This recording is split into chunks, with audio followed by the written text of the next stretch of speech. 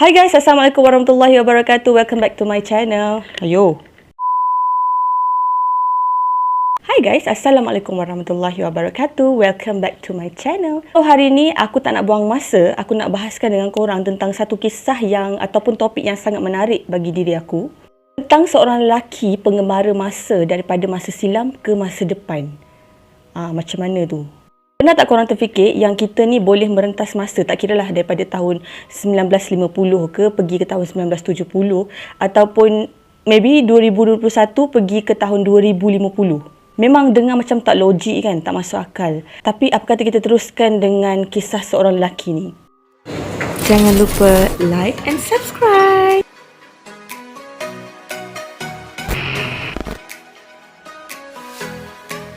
Kali ini aku nak share dengan korang tentang seorang lelaki yang bernama Sergei Ponomarenko. Daripada nama dia pun kita dah dapat agak dia ni bukan orang Malaysia. Cerita ni bermula pada 23 April 2006 apabila seorang lelaki kelihatan nana, tak ada arah tuju di tengah-tengah bandar tu lah. Dia kelihatan seperti kebingungan dan tak tahu dia ada dekat mana sekarang. Tiba-tiba ada dua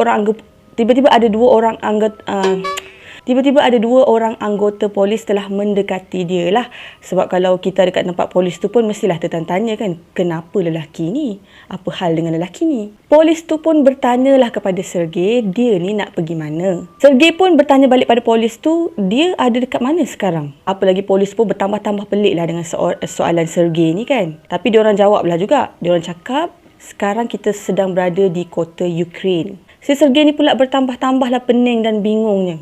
Dia pun bertanya lagi, hari ni berapa hari bulan? Polis tadi pun jawablah pertanyaan tu. Dia cakap hari ni 23 April 2006. Sergei terkejut dan dia bagi tahu kepada polis tu, 2 minit kemudian saya sedang berada di tahun 1958. Mana pula secara tiba-tiba saya boleh ada dekat tahun 2006 ni? Soalan itu tidak dijawab oleh kedua-dua anggota polis tu lah. Kalau aku jadi polis tu pun aku tak percaya juga. Mungkin aku akan fikir dia ni gila. Jadi polis tu pun minta lah ID pengenalan Sergei untuk disiasat lah. Alangkah terkejutnya kedua-dua anggota polis tu bila tengok je IC, tertera tarikh lahir Sergei iaitu pada tahun 1938 dan ada nama dia dekat situ, Sergei Ponomarenko. Itu pun dikeluarkan pada zaman Soviet Union sebelum dikenali sebagai Rusia. Maksudnya kat tu masih lagi dalam keadaan baik, tak buruk. Apa yang korang akan buat bila korang jadi polis tu? Bila kedua anggota polis ni dah tak tahu nak cakap apa, dia dah bingung dah kat situ, diorang pun bawa lah Sergei ni berjumpa dengan seorang profesor yang bernama Pavlo Kritikov. Profesor Pavlo pun bertanyalah bermacam-macam soalan ditanya kepada Sergei. Salah satunya, betul ke engkau ni datang daripada masa lalu? Ketika itulah Sergei ni menerangkan kepada profesor yang dia datang daripada tahun 1958 dan tiba-tiba je dia berada di tahun 2006. Dia cakap pada masa tu dia sedang menghabiskan masa dengan tunang dia yang bernama Valentina. Kenapa tudung ni asyik nak jatuh je kau ni? Duduk diam. Dia tengok cuaca masa tu dalam keadaan yang baik. So, diorang berdua pun decide lah untuk ambil gambar. Untuk dijadikan kenangan lah pasangan kekasih kan. Bila tengah syok-syok ambil gambar tu, tiba-tiba dia ternampak ada UFO yang sedang melintas dekat depan dia. Ralik lah dia tengok UFO tu kan. Sampailah dia cakap, tiba-tiba je dia berada di tahun 2006 tanpa disedari. Pemuda tu ataupun Sergei, dia cuba meyakinkan Profesor Pablo ni yang dia ni bercakap benar. Dia cakap lah, okey, kalau tak percaya, saya ada kamera, awak boleh tengok dalam kamera ni. Sebabkan Profesor Pablo ni dia tidak pakar lah dalam bidang fotografi ni. Jadi dia meminta bantuan kepada seorang fotografer yang bernama Vadim untuk meneliti bukti-bukti daripada kamera tu. Vadim tu sebenarnya sangat terkejut tau sebab dia tengok kamera tu memang model yang lama zaman dulu-dulu. Yang memang susah dah nak dapat pada tahun 2006 tu.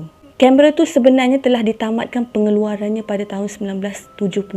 Bila diteliti, Vadim sangat terkejut apabila mendapati filem yang ada dekat dalam kamera tu masih berada dalam keadaan baik. Korang tahu tak? So, diorang pun bawa lah kamera tu untuk pergi cuci lah filem yang ada dekat dalam tu. Sebab kamera zaman dulu bukan macam zaman sekarang. Kena pergi cuci dulu baru boleh dapat gambar dia. Bila filem dalam tu dah dicuci, gambar pertama yang diorang dapat, gambar di antara Sergey dan juga tunang dia yang bernama Valentina tu. Dan pada masa yang sama, diorang juga menjumpai gambar di mana Sergey ambil gambar UFO. Korang ingat tak aku cakap tadi? Maksudnya kat sini, Sergey tu bercakap benar. Tapi malangnya bila diorang nak tahu lebih detail lagi, tiba-tiba Sergey Ponomarenko menghilangkan diri. Tak tahu dia pergi mana. Dah macam KitKat pula kan? Tapi tak apa, KitKat sedap dimakan. Semua mencarilah di mana pemergian Sergey dekat setiap ruangan tapi tak dapat dijumpai juga. Dan apabila dicek dalam CCTV, Sergey kelihatan berada dalam satu ruangan. Tapi dia tak keluar daripada ruangan tu. Misteri itu tidak berakhir di situ.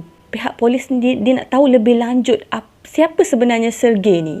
So timbullah satu idea di mana diorang nak mencari tunang kepada Sergey yang bernama Valentina. Dengan harapan semoga dia masih hidup lah. Akhirnya pihak polis berjaya menemui di mana keberadaan Valentina dan pada ketika itu dia berusia 74 tahun pada tahun 2006.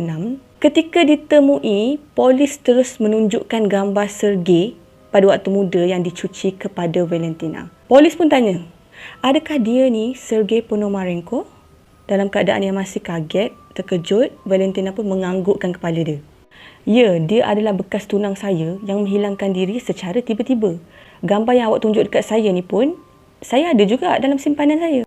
Polis tu pun cakap lah, kalau betul lah seperti apa yang awak cakapkan ni, kita orang telah berjumpa dengan lelaki ni 2 hari yang lepas dan dia mendakwa dia datang daripada tahun 1958. Valentina sampai terduduk, terkejut dan dia pun bagi tahu polis, oh jadi betul lah apa yang selama ni dia cakap. Valentina dan cakap, Sergey pernah menunjukkan pada dia satu gambar yang pelik. Gambar yang dia ambil tu menunjukkan latar belakang bangunan yang tinggi dan megah yang berada di Ukraine. Dan Sergey bagi tahu dia, gambar itu diambil pada tahun 2050. Maksudnya dia dah merentas masa ke masa depan dah. Pada tahun 1970, Sergey Ponomarenko pernah muncul dalam stesen TV ataupun radio. Cakap, dalam stesen TV tu, satu hari nanti akan ada satu alat untuk memanaskan makanan menggunakan elektrik. Bukan ketu microwave. Kalau kita fikir secara logik, tiada orang yang berada pada tahun 1970-an yang tahu tentang microwave. Sergey juga pernah cakap yang setiap orang akan ada telefon bimbit sendiri yang akan dibawa ke mana-mana. Pada pendapat korang macam mana? Penggembara masa ni wujud ataupun tak? Terpulang kepada penilaian masing-masing. Okey, macam ni. Sebenarnya untuk next video, aku ada satu kisah lagi tahu tentang time travel ni. Kalau korang rasa menarik, korang nak tahu, korang boleh komen dekat bawah.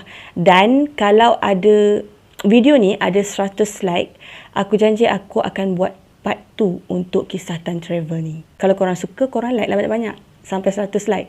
Okay, deal. So, jumpa di video akan datang. Terima kasih sudah menonton video ni. Assalamualaikum.